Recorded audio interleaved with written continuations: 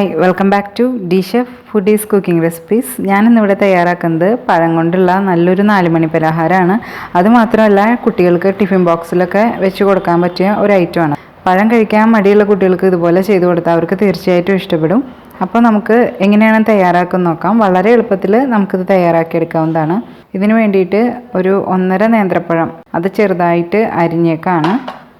പിന്നെ നമുക്ക് വേണ്ടത് നെയ്യാണ്. ഇവിടെ 2 ടീസ്പൂൺ നെയ്യ് എടുത്തിട്ടുണ്ട്. ഇവിടെ ഒരു 1/4 കപ്പിൻ്റെ അടുത്ത് തേങ്ങ ചെറുവീത് എടുത്തിട്ടുണ്ട്. ഇതിൽ 2 ടീസ്പൂൺ പഞ്ചസാര എടുത്തിട്ടുണ്ട്.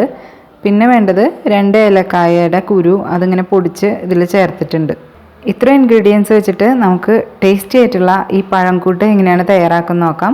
ഞാനിപ്പോൾ പാൻ വെച്ച് കൊടുത്ത് പാൻ ചൂടാക്കി. ഇനി ഇതിലോട്ട് നമുക്ക് നെയ്യ് ചേർത്ത് കൊടുക്കാം. കുറച്ച് നെയ്യ് ഇവിടെ ബാക്കി വെച്ചിട്ടുണ്ട്. ബാക്കിയൊക്കെ ചേർത്ത് കൊടുത്തു. ഈ നെയ്യിലോട്ട് നമുക്ക് തേങ്ങ ചെരുവീത്, ഏലക്കായയുടെ പൊടി, അതേപോലെ പഞ്ചസാര ഇത് ചേർത്ത് നന്നായിട്ട് മിക്സ് ചെയ്തെടുക്കാം.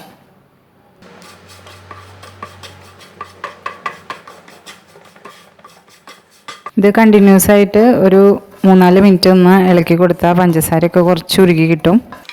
ഇപ്പോൾ ഏകദേശം ഒരു 4 മിനിറ്റ് ആയിട്ടുണ്ട്. പഞ്ചസാരയൊക്കെ കുറച്ച് അലിഞ്ഞിട്ടുണ്ട്. ഇനി ഇതിലോട്ട് നമുക്ക് നേന്ത്രപ്പഴം അരിഞ്ഞു വെച്ചത് ചേർക്കാം. ഇതിലോട്ട് നേരത്തെ എടുത്ത് വെച്ച ബാക്കിയുള്ള നെയ്യും കൂടെ ചേർത്ത് കൊടുക്കാം. ഇനി ഇത് നന്നായിട്ട് മിക്സ് ചെയ്ത് കൊടുക്കാം.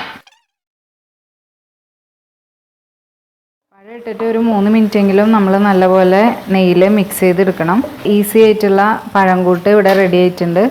പഴമൊക്കെ കഴിക്കാൻ മടിയുള്ള കുട്ടികൾക്ക് ഇങ്ങനെ തയ്യാറാക്കി കൊടുത്താൽ നല്ലതായിരിക്കും. നല്ല മധുരമുള്ള പഴമാണെങ്കിൽ പഞ്ചസാര ഇത്ര ചേർക്കണം എന്നില്ല.